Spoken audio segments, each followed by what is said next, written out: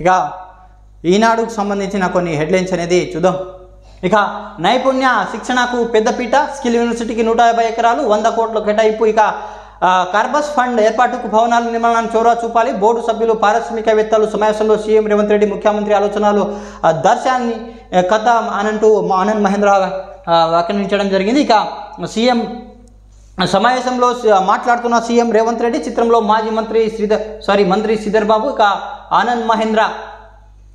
ఇక రాష్ట్రంలో యువతకు వేర్వేరు అంశాల్లో నైపుణ్య శిక్ష అందించడానికి ప్రభుత్వం పెద్దపీట వేస్తుంది. ఇక ముఖ్యమంత్రి రేవంత్ రెడ్డి పేర్కొన్న రాష్ట్రంలో కొత్తగా ఏర్పాటు చేసిన Telangana young India skill university దేశంలో ఆదర్శంగా తీర్చిదిద్దామని ఆయన ఆకాంక్షించారు. ఈ బాధ్యత యూనివర్సిటీకి బోర్డు ప్రకటించారు. Telangana young India skill university బోర్డుతో పాటు రాష్ట్రంలో వివిధ రంగాలకు చెందిన పారిశ్రామికవేత్తలు సంస్థల ప్రతినిధులతో సీఎం రేవంత్ రెడ్డి సచివాలయంలో గురువారం సమావేశమయ్యారు. ఈ సందర్భంగా వాణిజ్య విశ్వవిద్యాలయంపై తన ఆలోచనలు పంచుకున్నారు. ఇక రాష్ట్రంలో పారిశ్రామికవేత్త ప్రముఖ సంస్థలు ఈ విశ్వవిద్యాలయంలో భాగస్వామ్యం వహించాలని సీఎం పిలుపునిచ్చారు అన్నట్టు ఒక హెడ్లైన్స్ అనేది చూస్తున్నాం. ఇక అక్టోబర్ 2 నుంచి రేషన్ కార్డులు దరఖాస్తులు, అర్హులందరికీ డిజిటల్ కార్డులు, సీఎం రేవంత్ రెడ్డి వెల్లడి. ఇక విమానాశ్రయాలు నిర్మాణానికి వేగంగా చర్యలు తీసుకోండి. ఆయిల్ ఫామ్ టన్నులకు కనీసం ₹25,000 మద్దతు ధర కల్పించాలి. రాష్ట్ర సమస్యలపై 3 కేంద్ర మంత్రులతో తుమ్మల నాగేశ్వరరావు భేటీ అన్నట్టు ఒక హెడ్లైన్ చూస్తున్నాం. ఇక గోవాలో జానీ మాస్టర్ అరెస్ట్. ఇక తెలంగాణ నలుదిశాలుగా సూపర్ వైద్యం అందిస్తాం. మంత్రి దామోదర్ రాజ నర్సింపేటలో వైద్య కళాశాల ఆసుపత్రి ప్రారంభం. ఇక మిషన్ భగీరథ ₹20 కోట్లు అవినీతి అన్నట్టు పొంగులేటి శ్రీనివాసరెడ్డి వ్యాఖ్యానించడం జరిగింది. ఇక కాళేశ్వరంపై నాటి మంత్రి వర్గ నిర్ణయాలు కావాలి, తీర్మానాలు ఇవ్వండి ప్రభుత్వం కోరిన జస్టిస్ ఘోష్ కమిషన్.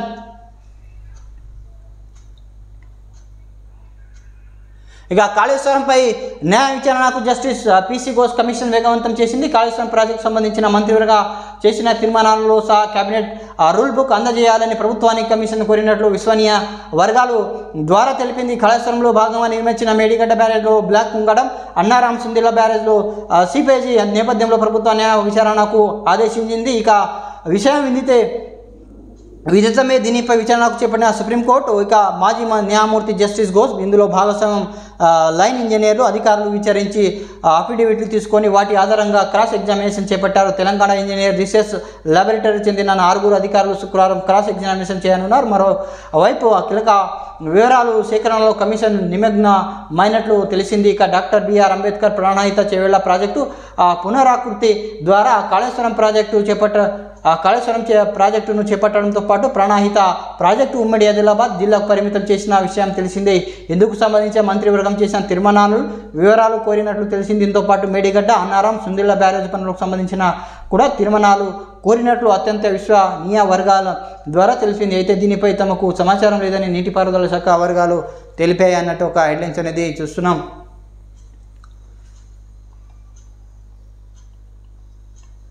ఇక పారాని యోచన ఎత్తిపోతల పథకం కాలువలు పొడుకుపోయి చివరి ఆయకట్టు నిరంధక పంటలు ఎండిపోయాయి.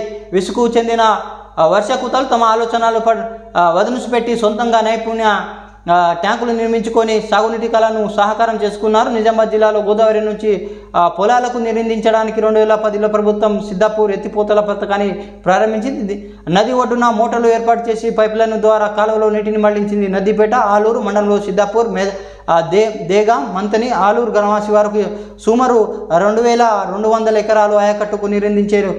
రాను నిర్వహణ లేక చివరికి ఆయకట్టుకు నీరందని పరిస్థితి ఏర్పడింది. దీంతో రైతులు 5 నెలల క్రితం ప్రధాన పైపును నుంచి 6 కిలోమీటర్ పైగా ప్రతి ఒక్క పైపు వేసుకున్నారు. దీన్ని ట్యాంకులు అనుసంధానం చేశారు. ఈ ట్యాంకు చుట్టూ పైపులు బిగించుకొని పొలాలు నీరు పారించుకుంటున్నారు. ఇలా మొత్తం 3 ట్యాంకులు ఏర్పాటు చేసుకునే ఒక్కో ట్యాంకుకు 10 మంది వరకు రైతులు వినియోగించుకుంటున్నారంటే ఒక ఫోటో కూడా ఇక్కడ ఇవ్వడం జరిగింది.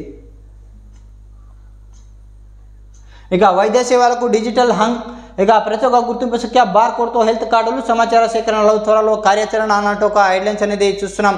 తెలంగాణ లో ప్రజలందరికీ డిజిటల్ హెల్త్ కార్డుల కార్యాచరణకు వేగవంతం చేయాలని రాష్ట్ర ప్రభుత్వం నిర్ణయించింది. ఇక ఆ ప్రభుత్వ ఆసుపత్రుల్లో కాకుండా ప్రైవేటు హాస్పిటల్లోనూ కార్డులను పరిగణనకు తీసుకునేలా వేయడం పూర్తి స్థాయిలో ప్రయోజనాలు ఉంటుందని వైద్య ఆరోగ్య శాఖ భావిస్తుంది. ఒక వ్యక్తి సంబంధించిన పూర్తి ఆరోగ్య సమాచారం తెలుసుకునేలా కార్డులు ఉండాలని లక్ష్యం. ఈ నేపథ్యంలో సమాచార సేకరణ నుంచి కార్డులు జారీ వరకు అత్యంత పకడ్బందీగా వ్యవహరిస్తున్నారు. అత్యవసర వైద్య సేవలు వినియోగించే పాటు ఈ వ్యక్తికి సంబంధించిన సమగ్ర ఆరోగ్య సమాచారం అందుబాటులో ఉండడం వల్ల మెరుగైన సత్వర వైద్యాన్ని అందించడానికి అవకాశం ఉందని వైద్య ఆరోగ్య శాఖ భావిస్తున్నట్టు ఒక హెడ్లైన్స్ అనేది చూస్తున్నాం. ఇది ఈనాడుకు సంబంధించిన కొన్ని వార్తలు అనేది మనం చూసినా. Please subscribe, like, comment and share my channel. Thanks for watching RM News.